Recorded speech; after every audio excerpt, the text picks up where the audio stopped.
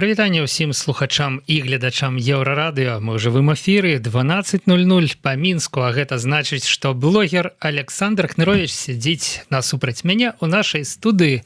Прывітанне, Александр. Прывітанне, Павел, прывітанне, паважаны гледачы. Нагадаю вам усім, пакуль вы падключаецеся, пра канцэпцыю нашага стрыма. У Александра ёсць уласны YouTube-канал, які так і называецца Хнырович. Звыкла ўжо апошнім часам 2 разы на тыдзень там выходзяць такія ёмістыя, сціслыя відэа, прысвечаныя нейкім з'явам у беларускай эканоміцы, звычайна, сусветным расійскім, польскім, літоўскім, украінскім кантэкстам. Ну а тут мы збіраемся ў студыі, разгортваем гэтае відэа як цукерачку, адказваем на вашыя пытанні, таму што стрым у нас абсалютна жывы, ёсць чат-трансляцыі, калі ласка, пакідайце пытанні, заўвагі, нешта змястоўнае пажадана. Ставце лайки, дызлайки, калі вам не падабаецца. Вось гэта ўсё. Ну а мы будзем у меру сваіх здольнасцяў, Александр, адказваць. Як бы... Вельмі сціплых? Не, здольнасці, ёсць пэўныя здольнасці, як бы, іначай бы мы з вами тут, я думаю, так доўга не пратрываліся бы. Не сядзелі. Акрамя відэа, якое выйшла у Александра, якое сёння. Выйдзе сёння у Александра, прысвечаная Wildberries, я так разумею, пра якое мы вельмі хутка паговорым. Я б хацеў прапанаваць такія тэмы для нашага сённяшняга стрыму. Па-першае, Ціхановская без пашпарта. Да? Вот даведаліся мы вось у гэтай студыі, калі Зміцер Лукашук і Светлана, да, што Ціхановская не можа адкрыць рахунак у польскім банку, таму што польскі пашпарт у яе пратэрмінаваны. Вось гэта вся гісторыя. Беларускі павел. Блогер, беларускі пашпарт, да. Пра польскі пашпарт Ціхановскай мы пакуль нічого не ведаем. Быў бы польскі, я думаю, адкрыла б рахунак без праблем. Тут соль сітуацыі, Александр, у тым, што всяго паўгода таму піша нам блогер Віктор Малішэўскі. На форуме ў Давосе вядомае мерапрыемства. Светлана Ціхановская абмяркоўвала гэтую праблему з дырэктарам ПКО Банк Польскі. Вось пра гэта паговорым, напрыклад. Паговорым, конечно, пра тое, што Лукашенко ізноў там вандруе па палях, і ізноў там все дрэнна, і іменем рэвалюцыі трэба паправіць. Ганна Канапацкая, Александр, прыехала на канферэнцыю Новай Беларусі. Я нават не ведаю. Сярод удзельнікаў панэлі і удзельніц я яе не бачыў, калі шчыра. Вось. Але казалі, што будзе сюрпрыз. Можа і не адзін. Можа быць, мелі сапраўды на ўвазе Ганну Канапацкую. Карацей, пакуль што мы маем толькі фотку у цэнтры Варшавы, непадалёк ад чыгуначнага вакзала. Непадалёк ад месца правядзення канферэнцыі. Вы, Александр, неблага арыентуецеся ў сітуацыі, што тут можу сказаць. Вось, і я просто не хацеў выдаваць месца правядзення канферэнцыі загадзя, але сапраўды гэта так. Александр мае рацыю. Як бы вот такая у нас сітуацыя тут. І саму канферэнцыю я б хацеў абмеркаваць у кантэксце таго, што на мінулым стрыме нашым мы папрасілі чытачоў, слухачоў, гледачоў пазадаваць пытанні. Так што б вот вы хацелі б, каб было паднята, абмеркавана на гэтай канферэнцыі? У прынцыпе, Александру там накідалі крыху пытанняў. Я так разумею... Я глядзеў на пытанне Фейсбука, але не глядзеў на пытанне пад нашай трансляцыі. Але ж у жывым рэжыме пачытаем. Фейсбук таксама неблага, як бы, да. Карацей, я б хацеў вот прабегчыся якраз такі па тым, што будуць абмяркоўваць ясна. Вот што хацелі людзі, добра, напрыканцы прабежымся па пытаннічках. Абмеркавалі. Вось такі ў нас план сябры, і я думаю, можна пачынаць. Можна, але прапаную і сёння, таму што канферэнцыя толькі заўтра, калі вы сёння ў стрыме напішаце нешта прыстойнае. Да, вось у гэтым часе трансляцыі. Пытанне. Мы таксама напрыканцы праграмы нешта абмеркуем.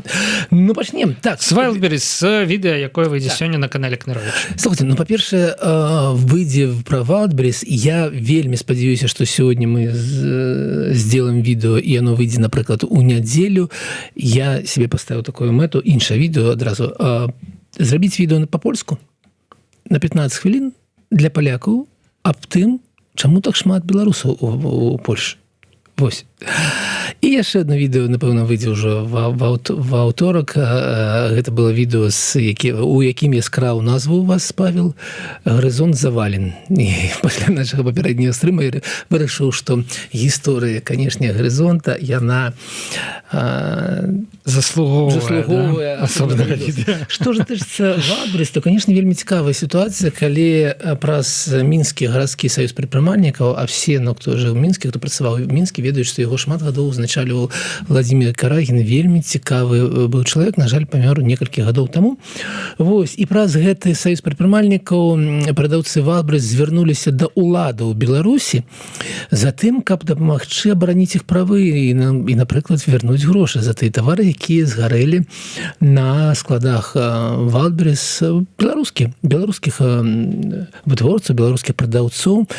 І, канешне, гэта відос, канешне, вось такой зварот, гэта толькі пачатак відоса, а далей мы можам себе ўявіць, на якую суму было агулам гэтых тавараў, мы можам себе ўявіць, хто былі гэтыя людзі, мы можам себе ўявіць вынікі. Но вынікі, канешне, такія, вы і самі, паважаныя гледачы, можаце самі адказаць на гэта пытанне, ці дапаможа Лукашенко адабраць нешта ў Wildberries, вярнуць нешта беларускім прыватным кампаніям. Адказ, канешне, не. Таму што, першую чаго, таму што прыватныя прадаўцы для Лукашэнкі гэта, канешне, першыя ворагі. Прыватныя прадпрымальнікі гэта першыя ворагі Лукашэнкі, таму што яны, канешне, працуюць на сваю асабістую рызыку, самі будуюць сваё жыццё і нічога ад яго, акрамя вось такіх выпадкаў, нічога ад яго не патрабуюць, жывуць самі. Вось, таму ніхто нічога не верне адразу па гэтай прычыне. Даже і калі не капацца ў юрыдычных падрабязнасцях і ў тым, што беларускія прадаўцы, канешне, заключалі нейкія умовы з беларускім філіялам, можна так казаць, хаця гэта не дакладна, канешне, а кампаніі Wildberries, ім гэтая юрыдычная казуістыка не дапаможа нічым. Наконт таго, колькі грошай згарэла, глядзіце, у нас мы ведаем, што трохі меней за $1 мільярд, калі я маю рацыю ацэнкі, гэта агульны продаж беларускіх тавараў праз Wildberries у Расіі. Гэта я ўжо выключыў Беларусь. І ёсць паняцце абарачваемасць па-расійску, придумайте самі по-беларуску. І калі лічыць, што хуткасць гэтага працэса ад 2 тыдняў до 6 тыдняў, то можна себе ўявіць, што прыкладна на $100 мільёнаў ляжыць в беларускіх таварах на складах Wildberries у Расіі. Пакуль згарэла каля 20% складоў. І калі мы берем такую простую прапорцыю, то гэта будзе $20 мільёнаў. Але прапорцыя не будзе простая, таму што гарэлі склады менавіта ў тых рэгіёнах, дзе шмат беларускіх тавараў, таму, напэўна, гэта лічба будзе трохі большая. І вось у такіх лічбах, гэта ўжо страты беларускіх прадаўцоў, і ніхто нічога не верне, але есть одно цікавае пытанне. Для мяне яно вельмі цікавае. Справа ў тым, што некалькі месяцаў таму Белэлегпрам падпісаў умову з Wildberries, і 15 беларускіх дзяржаўных прадпрыемстваў Белэлегпрама нешта прадавалі праз Wildberries. І вось мне цікава, калі Белэлегпрам звернецца да Лукашенка і скажа: слухай, мы тут страцілі, што будзем рабіць? Вось які ў гэтым выпадку будзе адказ? Напэўна, будзе якімсьці інш. І тут у нас з'яўляецца Белвест яшчэ, про якую няма ў відосе, які з'явіўся толькі учора, напэўна, які таксама паспрабаваў папрасіць дапамогі, але ўжо не ў дзяржавы, а пакупнікоў. Таму вось такія развагі і вось такой будзе відос. Гэта, конечно, такі дзіўны крок. Мы абмяркоўвалі, што Белвест — гэта расійскае прадпрыемства. Так. Яно, канешне, размешчана на тэрыторыі Беларусі, там працуюць беларускія, я не ведаю, хто шые абутак, працаўнікі. Але, тым не менш, прадпрыемства належыць расіянам. Аказалася, што шмат прадукцыі з яго таксама ляжыць на складах, што не дзіўна, ў прынцыпе. Так. Я думаю, яны там якраз беларуская якасць, тавары з Беларусі, з Беларусі, значыцца, пад гэтую марачку даволі неблага рэалізуюць свой абутак, і прасіць цяпер у беларусаў, у беларускіх пакупнікоў, дапамажыце нам. Окей, ладно, проста, можна і дапамагчы, але трэба ведаць, каму дапамагаеш. Вось, я чуў лічбу пра 22 000 беларускіх прадаўцоў на Wildberries. Мінулым годам была. Вось колькасць патэнцыйных пацярпелых.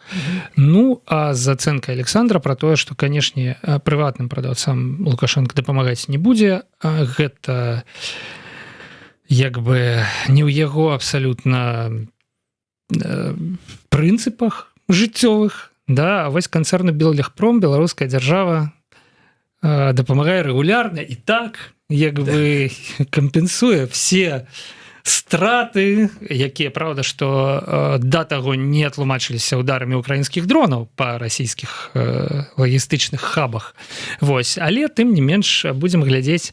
Я думаю, што нават калі не будзе публічных абвестак нейкіх па дакументах, неяк гэта пройдзе і неяк гэта мы заўважым. Ну што далей? Далей Ціхановская, Александр. Як вам... Да, Светлана Георгіевна абсалютна паважаны чалавек, але вось гэтая навіна пра тое, што нават ёй не могуць адкрыць рахунак у банку ПКО, у польскім банку, у прынцыпе, мы не ведаем, але мы проста ведаем, што толькі банк ПКО адкрывае рахункі беларусам. Вось. Яна для мяне выглядае, канешне, так контрастна. З аднаго боку мы памятаем, як Лукашенко прыйшоў у Макдональдс, і ў яго няма ніякага рахунку ні ў якім банку увогуле. Дакладна. Там за яго спрабаваў разлічыцца картай круты кіраўнік адміністрацыі. Да? Цяпер, здаецца, Дмітрый... кіраўнік адміністрацыі, міцер круты. Круты цяпер кіраўнік адміністрацыі. Ну, то бок, кіраўнік адміністрацыі, падыдзі, што там у цябе ў кішэні, картка, ну, давай разлічыся. Там не атрымалася спярша. Прынамсі, можа быць, нават просто бесплатна накармілі у выніку Лукашенко у Макдональдсе. Да. Не, ну ён же спрабаўся. Не, для Лукашенко это было бесплатно, это ясно. Ну, для крутого. Все ж таки. Вось, Светлана Георгіевна паспрабавала і не атрымалася. Я думаю, што ёй, канешне, трэба зрабіць тое, што все беларусы робяць у такой сітуацыі, пайці ў іншае аддзяленне, ў іншае аддзяленне, і ў нейкім аддзяленні сустрэнуцца людзі з разуменнем як бы сітуацыі і адкрыюць гэты рахунак. Так звычайна здараецца. Але вось гэтая гісторыя з кіраўніком банка ПКО і сустрэча з ім у Давосе, яна мяне бянтэжыць. Ну вот же можно было повырашаць, здаецца, все праблемы на самым высокім узроўні. Да? Ну вот же для гэтыя сустрэчы і адбываюцца. Ну вот же скажы ты ему. А я думаю, што яна яму хутчэй за ўсё так і сказала. Может быть, конечно, паўгода таму яшчэ дзейнічаў Ціхановскай пашпарт. А можа, уже і не дзейнічаў. Но яна, калі там 3 месяцы заставалася, ну яна ж ужо ведала, якая будзе праблема неўзабаве, да? Хаця яна ў Літве тады яшчэ жыла. А можа, ну... Продолжайте. Да, тут шмат, бачите, шмат, але тым не менш. Ну вот у маім разуменні для гэтага, для того, каб вырашаць гэтыя праблемы, такія сустрэчы і адбываюцца. Александр, ну вот як вы думаеце, вот што не атрымалася ў гэтай сітуацыі? Ну, па-першае, мне вельмі цікавыя вашы параўнанні з Лукашэнкам. Што гэта значыць? Гэта значыць, што... Бліжэй да народа Ціхановскай, чым Лукашенко, прынамсі. Не, мне падаецца, што вы казалі пра тое, што ў Франака ёсць как бы картка, якой ён за ўсё плаціць, а Ціхановская не мае... Ну, чаму Франак? Ну, так можа быць, так і адбываецца, да? Вы маеце на увазе, што ў Ціхановскай няма рахунка, она такая... Вось... Прыкладзі сваю чароўны кавалак пластыку, які чамусьці... Такі голд нейкі. Ну, калі слухаць Петрухіна, то, напэўна, там... Не, ну, калі слухаць Петрухіна, можна звар'яцець даволі хутка і ператварыцца ў лютага канспіролага. Вось, мы не будзем гэтага рабіць. Вось, магчыма, Александр, магчыма такі паварот падзеяў. Як бы зручна жыць без карткі, да, калі...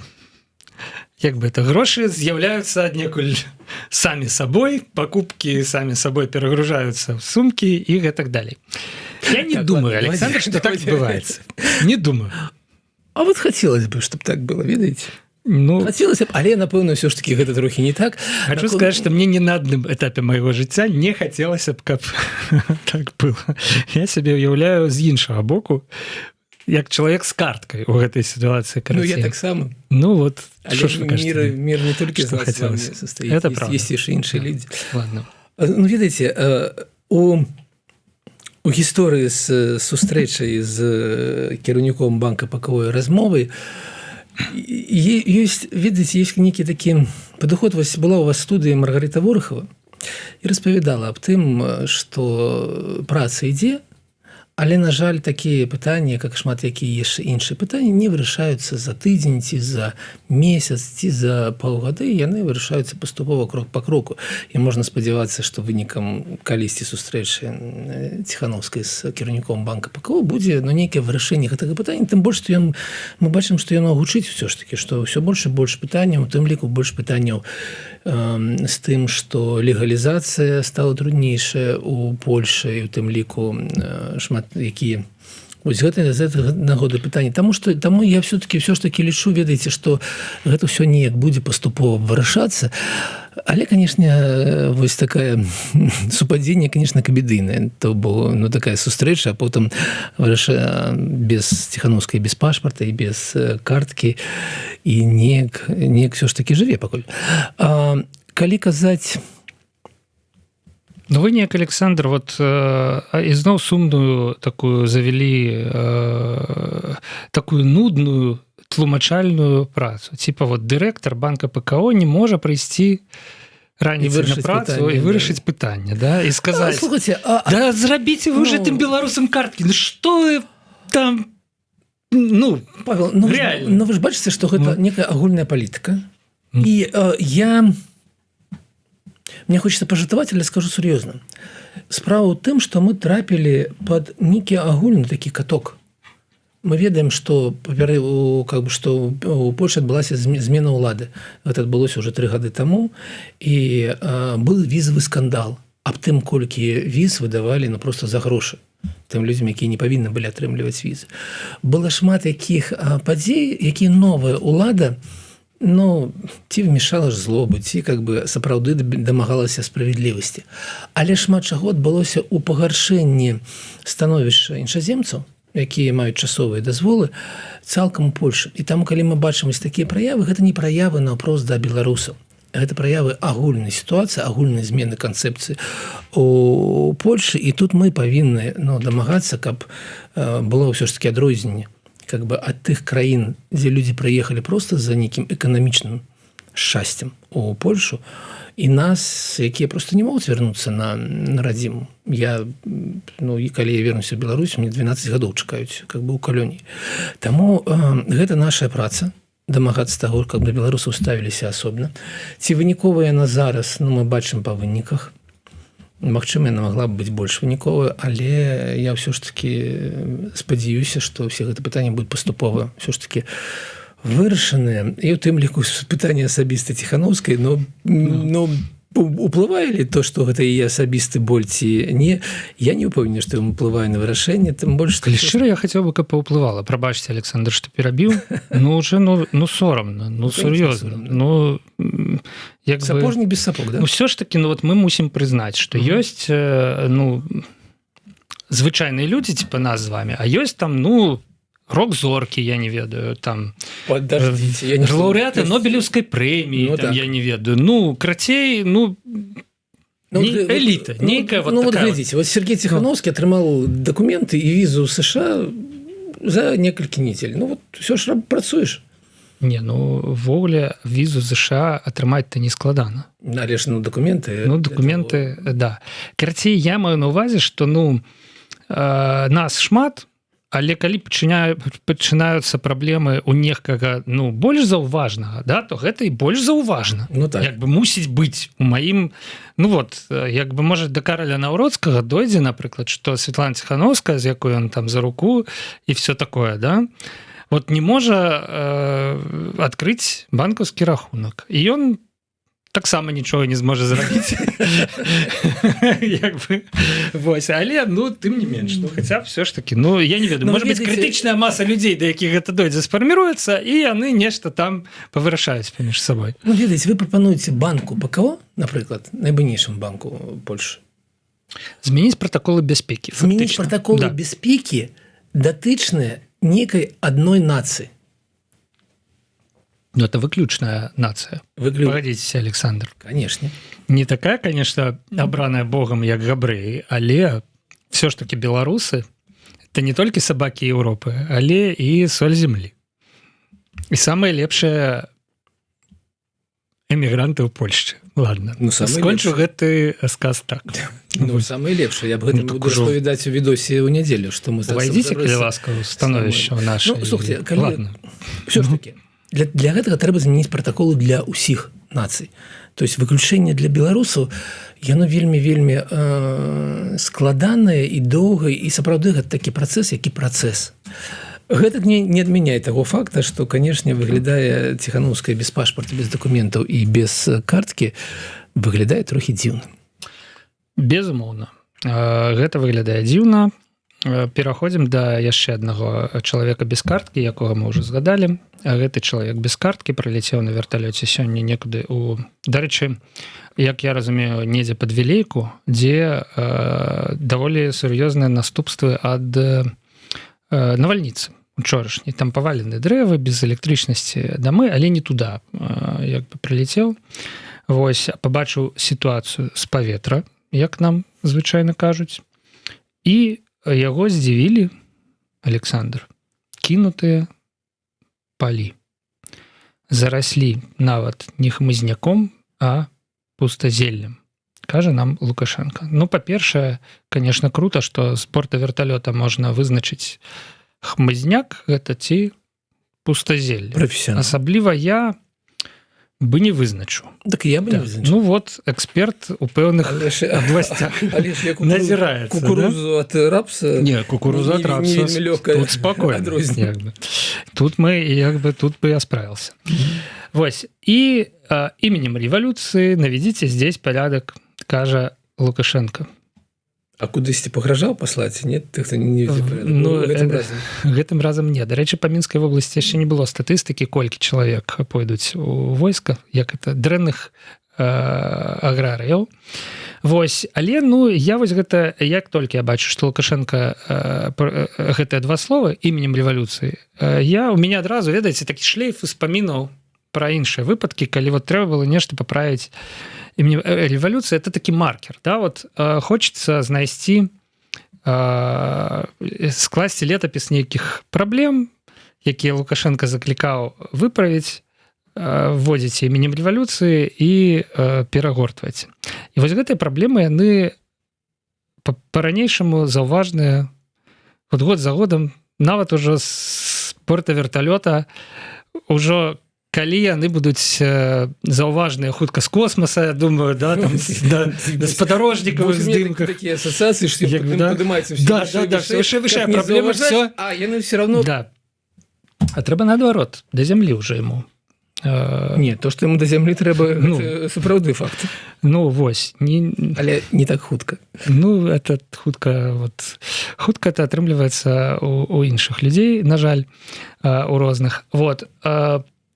Карацей, я пра што? Ну, мне здаецца, што нічога не зменіцца. І вот колькі Лукашенко будзе знаходзіцца ва ўладзе яшчэ гадоў, столькі ён будзе з борта верталёта бачыць хмызняк ці пустазелле і абурацца.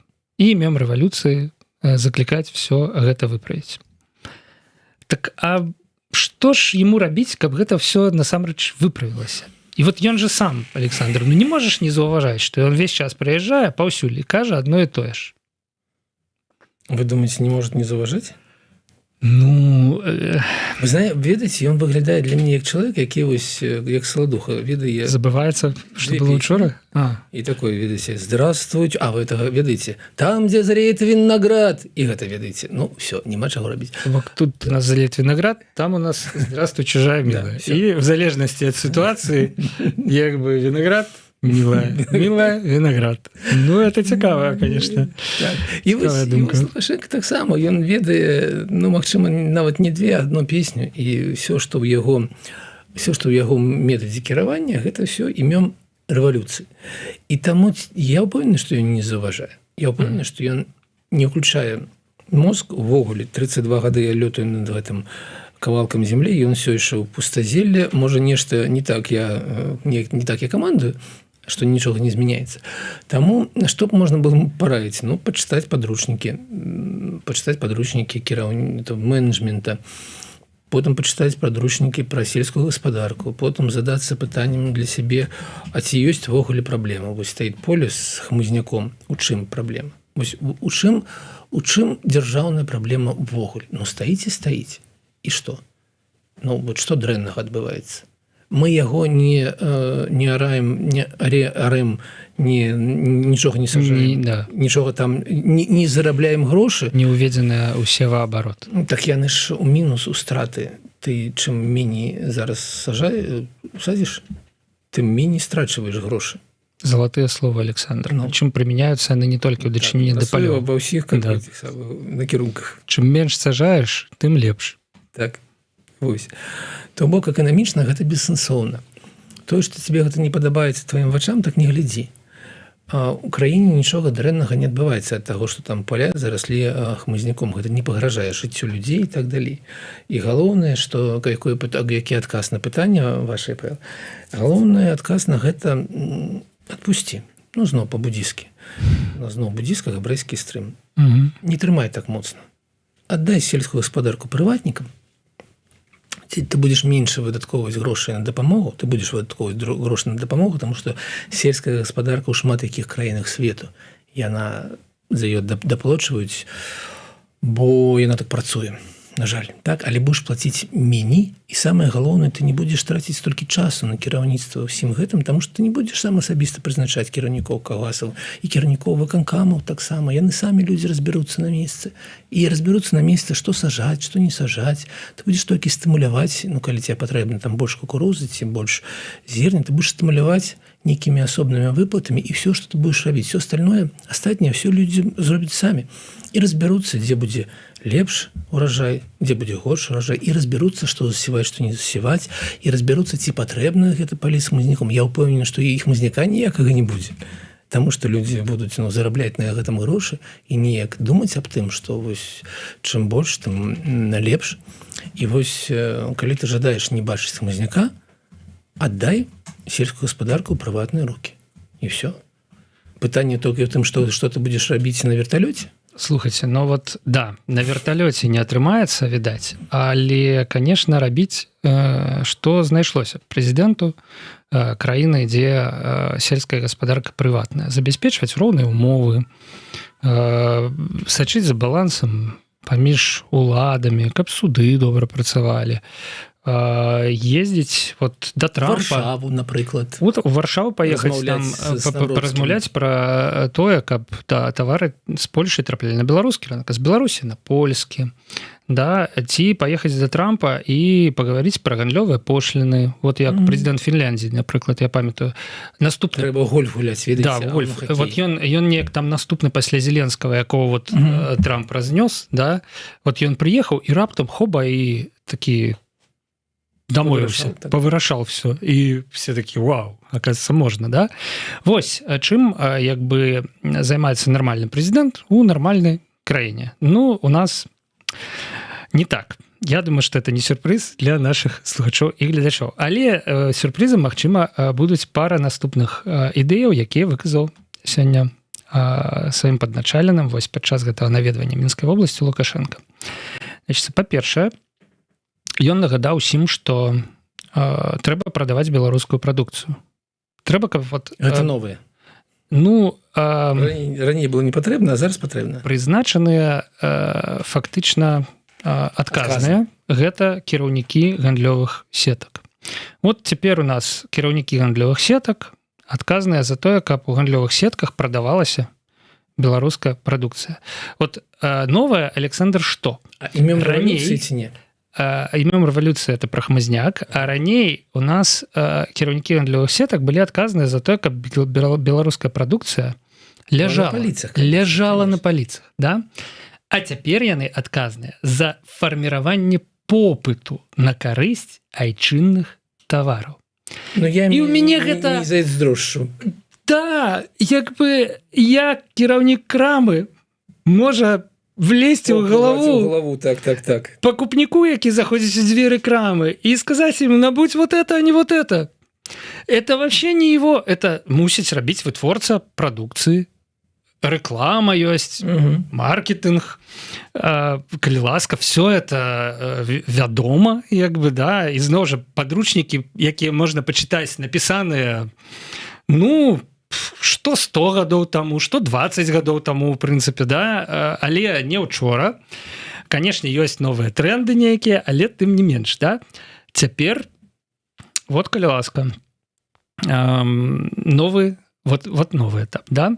Ну і другое, гэта ўжо крыху так гучыць яшчэ больш папулісткі, это сцерці розніцу паміж вёскай і горадам в плане ассортимента ў крамах. Потому что, оказывается, в городе у нас продаются якостные товары, а у вясковых крамах у нас просрочка и гнилье всякое. Вот так вот выглядае ситуация з гледзячы Лукашэнкі. Я думаю, што это як бы яшчэ адзін довад, якім яму тлумачаць, чаму людзі, ну, едуць з вёскі ў горад, чаму вёскі знікаюць, чаму ніхто не хоча заставацца там пасля 2 гадоў ці 5 гадоў размеркавання працаваць. Да, ну так, конечно, у краме нічога нармального не купіш, адна пратэрміноўка і гніллё.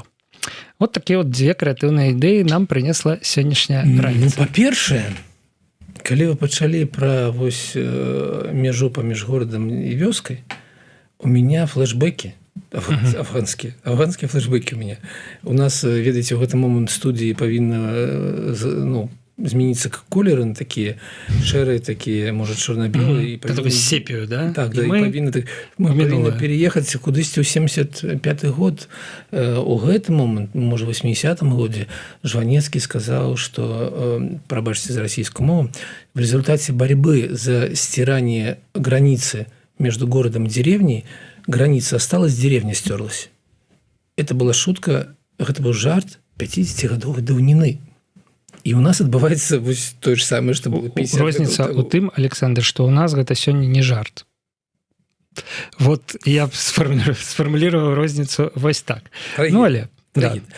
Что ж датычыцца, конечно, ну, мы разумеем, что такое вёска беларуская сегодня. З'ехала 47%, ці з'ехала, ці памерла, яна скарацілася за часы кіравання Лукашенко в 2 разы. В Віцебскай вобласці больш за палову людзей сваліла з вёскі. І гэта часткова натуральны працэс. Часткова гэта вынік менавіта таго, што ўмовы жыцця ў вёскі, конечно, непараўнальныя з горадам.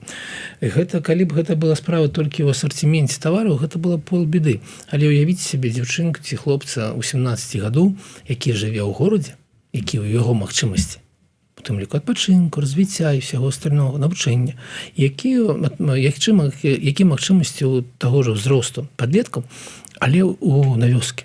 Ну, параўнаць іх, адкажыце себе на пытанне, дзе б вы жадалі паказацца? Першым ці ў другом? Конечно, ёсць пытанне, што там экалогія не везде, але экалогія вёскі, яна палепш. Але пытанне экалогіі задае себе чалавек, магчыма, майго ўзросту і старэйшы. А чалавек 18 гадоў не задае себе гэтае пытанне, таму што яму іншыя рэчы значна больш важнейшыя, таму на вёскі адбываецца сапраўды тое, што адбываецца.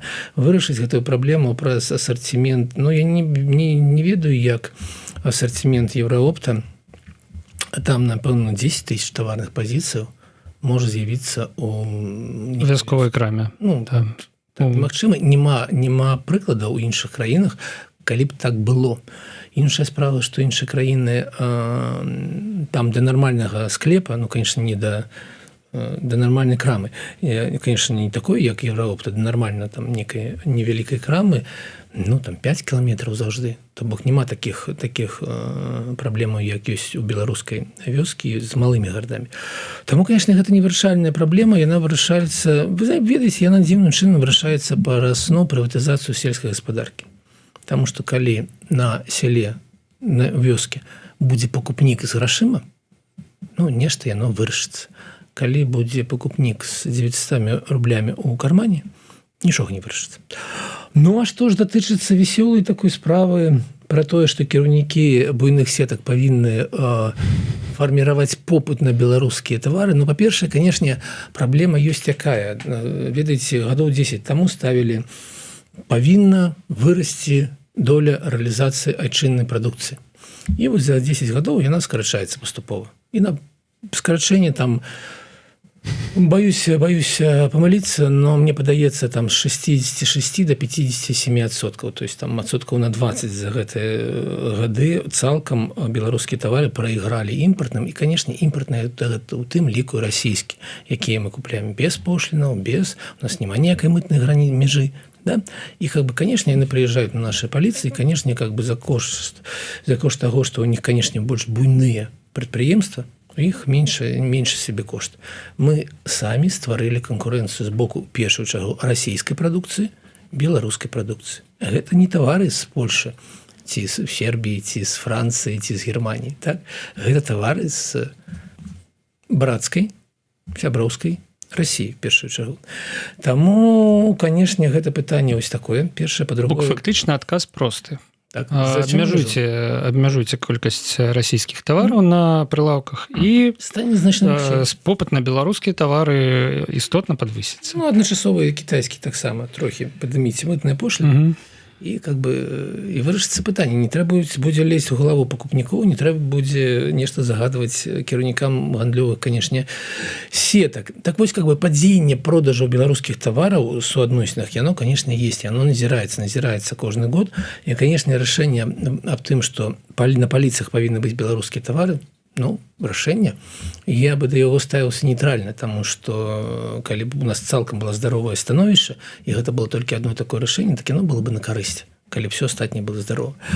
У нас ёсць цэлая Качанова, якая намагаецца там рабіць нейкія умовы паміж гандлёвымі сеткамі, вытворцамі, да якіх далучыліся там колькі сот там прадпрыемстваў і так далей, і все гэта не працуе. У нас ёсць і льготны крэдыт на беларускія тавары, і яны не працуюць. Там вельмі малая колькасць проданых праз іх тавараў.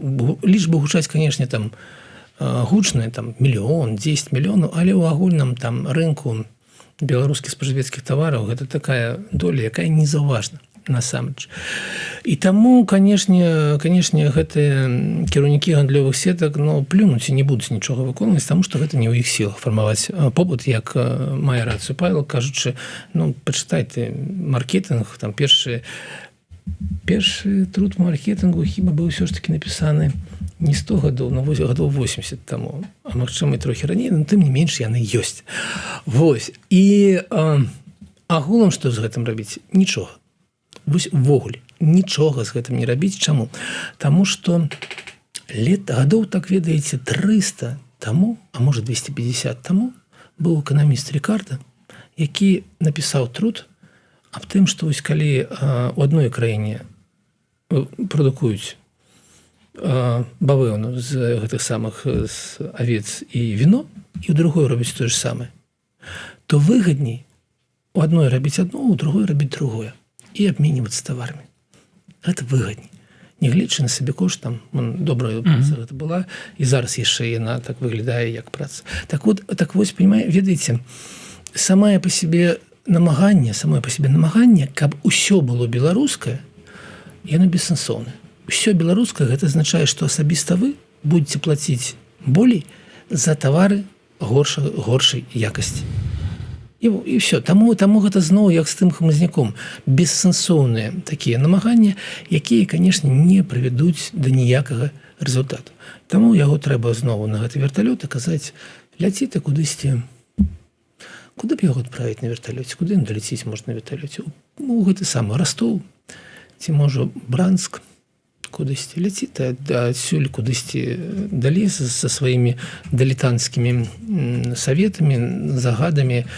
Калі цябе не будзе, мы зробім значна лепш, чым калі ты кіруеш, як быццам кіруеш краіну. Насамрэч проста дзёргаеш людзей па нейкіх дробязях і замінаеш ім працаваць. Насамрэч ты замінаеш ім працаваць. Александр, як тлустую рыску падвёў пад гэтай тэмай. Яшчэ одна тэма у нас засталася, это канферэнцыя. Да, пачнем мы, конечно, з Ганны Канапацкай у Варшаве. Александр, вы жартуеце ці не? Ці вы реально не выключаеце, што Ганна Канапацкая завтра з'явіцца на канферэнцыі «Новая Беларусь»? Вы нашли у кого запытацца. Вы ж ведаеце, што калі вы мне гэта запытаеце, я скажу, канешне, я чакаю, у нас ёсць умовы, што мы пап'ем каўкі заўтра ў ранку на канферэнцыі «Новая Беларусь». Вы ж ведаеце, кого пытаеце. Ага. Ну что ж. Таму, конечно, завтра Ганна прыходзь. Ганна, слухай, а это ж была Вопля Відаплясова такая песня, и кавер на, здаецца, на не Pink Floyd, а другая, на Deep Purple. Галю, прыходзь. Ганна, прыходзь. Ну, я не тое, каб рвуся на сустрэчу з Ганнай Канапацкай. Можа, з гэтага пачнецца дыялог. Магу сказаць, што прапаноўвалі, але не склалася. Вот. У асноўным праз нежаданне з ёю сустракацца. Наконт дыялога, вот у мяне такое адчуванне, што закінулі ў Варшаву Ганну Канапацкую паглядзець, што будзе. Як бы, да? Але ну, мы ж разумеем, што это не той чалавек, з якім увогуле можна пра што-небудзь весці дыялог. Ну, як бы гэта чалавек, які ў Беларусі вырашае прыкладна столькі ж, колькі Светлана Ціхановская сёння. Ну, в Беларусі. В Беларусі, да. Ну, Светлана Ціхановская, яна хаця б за межамі Беларусі яшчэ нешта можа, да? А вот Ганна Канапацкая, знаходзячыся ўнутры Беларусі, вырашае прыкладна столькі ж, колькі сёння вырашае ўнутры Беларусі Ціхановская, Латушка там і гэтак далей. Вот, а дыялог все ж таки трэба весці з тымі людзьмі, якія, ну, каго б вы себе уявілі сёння вот для пачатку дыялога, для пачатку, зразумела, не Лукашенко, не Круты, а вось кагосьці, хто бы мы хаця б можам себе уявіць, што гэта магчыма. Вось хто павінен быў гэта быць? Нет, дыялог трэба пачынаць адразу з тымі людзьмі, якія за нешта адказваюць і нешта вырашаюць. Вот як у Венесуэле учора пачаўся дыялог там з боку апазіцыі. Дэпутатка абраная ў 2015 годзе, гэта апошні год, калі ЗША прызналі вынікі выбараў у Нацыянальную асамблею Венесуэлы. А з боку ўладаў там брат прэзідэнткі, які сёння ўзначальвае гэтую Нацыянальную асамблею. То бок это Качанова, іхняя венесуэльская, з таго боку. І тут складана не сказаць Канапацкая, як бы з іншага, з нашага боку, тому што Канапацкая з 16 якраз па 19 год была дэпутаткай палаты прадстаўнікоў, хаця і, наколькі я памятаю, не прызнанай ўсё ж такі палаты прадстаўнікоў. Але, прынамсі, там было дзве дэпутаткі, пра якіх мы думалі, што яны прадстаўляюць апазіцыю. Гэта Ганна Канапацкая і гэта Алена Анісім. Вось. Магчыма, Алена Анісім сапраўды прадстаўляла нейкую апазіцыю пра Канапацкую. У мяне сёння такіх ілюзій няма. Ну так вось, я пра тое, што пачынаць дыялог з Канапацкай, это так сабе ідэя. А з кім? Ну вот, ну не ведаю, ну хорошо, ну з Крутым, ну з Качанавай. З Лукашенком можна ўжо не пачынаць, як бы... Бітая карта. Да, как это, кульгавая качка, як мы кажам. Все роўна яму хутка сыходзіць, ну аб'ектыўна. Уже аб'ектыўна хутка сыходзіць. Так пра будучыню з ім, ну навошта размаўляць? Трэба размаўляць пра будучыню з людзьмі, якім улада ў Беларусі мусіць перайсці заўтра. Як бы мусіць належыць так. Заўтра. Ну вот, Канапацкая, Круты. Прабачце. Качанова, Круты. Ніякай Канапацкай. Дзякуй. Ну, а з нашага боку? Ну, з нашага у нас поўная лава жадаючых пачаць дыялог, мне здаецца. Вон Координацыйная рада прыняла нейкую паперу пра круглы стол з рэжымам недавно. Ведаю. Так, я сачу за дзейнасцю Координацыйнай рады. З нашага боку знойдзецца, але, конечно, яшчэ адна цікавая рэч пра дыялог, які пачаўся ў Венесуэле. Нобелеўская лаўрэатка Марыя Карына Мачада не ўдзельнічае. То бок там ёсць розная апазіцыя, як так. Прям як все як у нас. Як слухайте, бы, да? Ну, калі вот. Мы кажам сур'ёзна пра гэта, то глядзіце. Наш самы галоўны прыклад, самы галоўны прыклад, ён гэта польскі круглы стол. Ярузельскі, 89 год. Так, да. І зараз у нашых вачах ён выглядае як быццам улады дамовілася паміж сабой і выставіла кагосьці на круглы стол, а там был міністр унутраных спраў. Той самы міністр Мус, які і рабіў рэпрэсіі. І як быццам вся апазіцыя дамовілася і прыйшла на гэты круглы стол у выглядзе першую чаргу Леха Валенса і далей. Але ж гэта неправда. Чаму? Таму што і ва ўладзе былі два розных лагеры, былі так званыя ястрыбы, так, якія былі супраць гэтага дыялога. Вось была частка ўлады, якая не збіралася ні аб чым дамаўляцца з апазіцыяй ввогуле. І былі здраднікі, якія пашлі дамаўляцца з апазіцыі. І з боку апазіцыі было роўна тое ж самае. Лех Валенса не меў 100% падтрымкі, дай бог, калі ён меў 50% падтрымкі. Таму што была частка апазіцыі, якая сёння ж... Я ведаю, што шмат гледачоў, якія зараз глядзяць мяне, знаходзяцца ў тым самым становішчы. А калі паслухаць развагі некаторых экспертаў наконт мыслі Насці Касцюговай, то гэта та самая частка, якая кажа, ніколі, пакуль Лукашенко не будзе ў Газе, ці пакуль у нас не будзе, нечага не будзе, ніякіх размоваў.